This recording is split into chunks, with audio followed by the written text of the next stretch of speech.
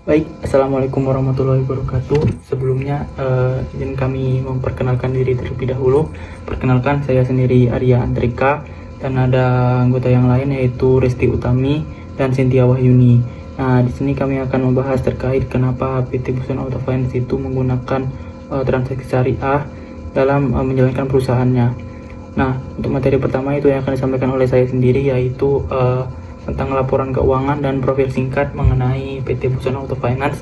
Nah, untuk materi kedua yang disampaikan oleh Risti Utami yaitu materi tentang kenapa PT Busana Auto Finance ini menggunakan transaksi syariah dalam menjalankan perusahaannya.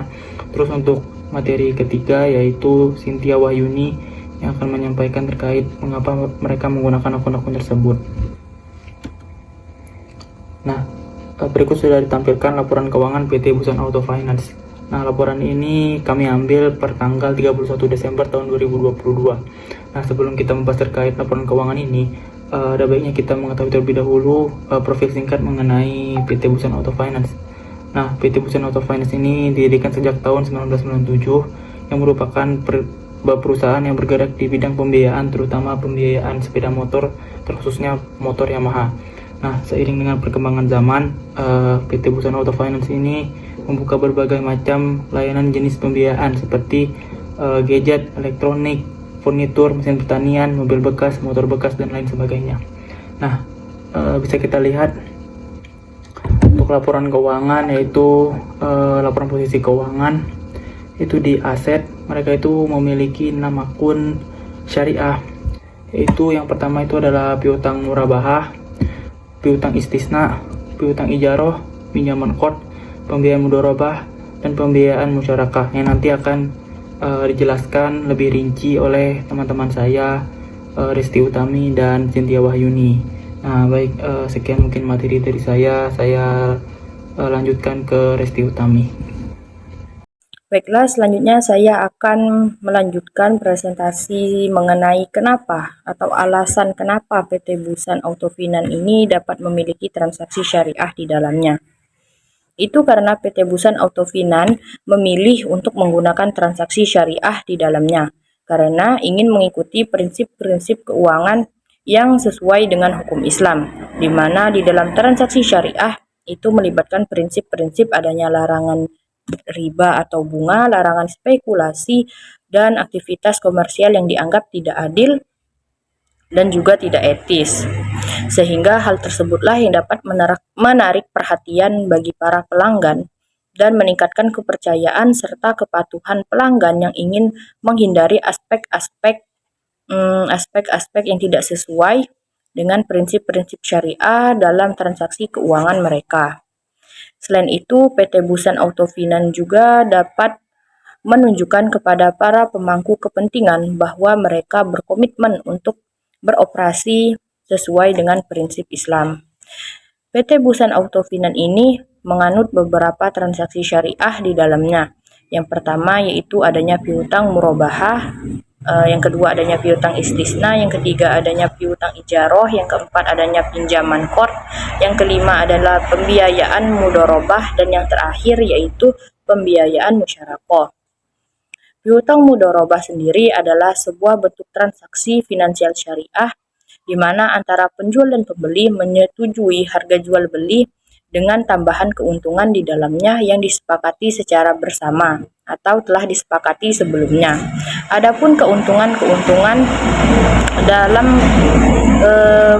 dalam menggunakan piutang murabahah yang pertama yaitu sesuai dengan prinsip syariah. Karena piutang ini menghindari bunga dan juga spekulasi. Yang kedua, berbagi keuntungan dan risiko, di mana dalam piutang murabahah baik penjual maupun pembeli akan saling berbagi keuntungan dan risiko secara adil sesuai dengan prinsip-prinsip syariah. Yang ketiga, transparansi, karena harga jual beli dan keuntungan telah disepakati sebelumnya, sehingga tak heran jika piutang murabahah ini dalam transaksinya sangatlah transparan tanpa adanya ketidakpastian yang kurang jelas. Selanjutnya yaitu piutang istisna. Piutang istisna ini adalah bentuk transaksi syariah di mana pembeli dapat memesan barang dengan spesifikasi tertentu kepada penjual dan penjual setuju untuk memproduksi dan mengirimkan barang tersebut pada tanggal yang telah disetujui. Keuntungan menggunakan piutang istisna ini meliputi kemampuan untuk menjaga aliran kas agar tetap stabil. Selain itu, memberikan fleksibilitas pembayaran kepada pembeli karena dapat dilakukan secara cicilan. Dan juga membantu dalam mengelola keuangan perusahaan agar lebih efektif.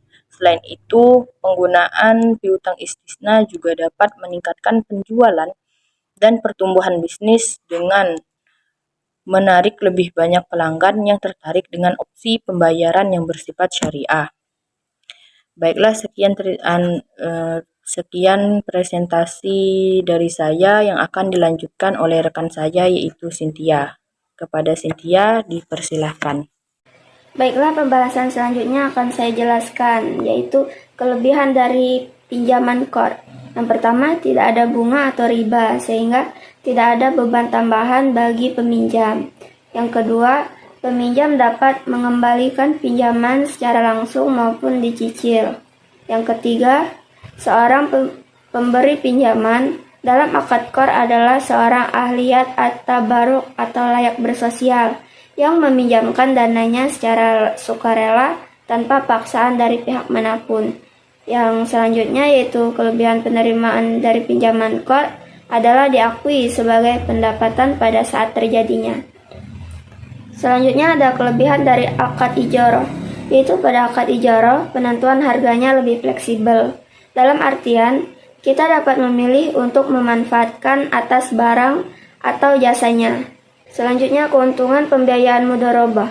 Bagi perusahaan adalah pembiayaan meliputi potensi keuntungan dari bagian yang mereka terima sebagai pemilik modal, tanpa harus terlibat secara langsung dalam pengelolaan operasional bisnis.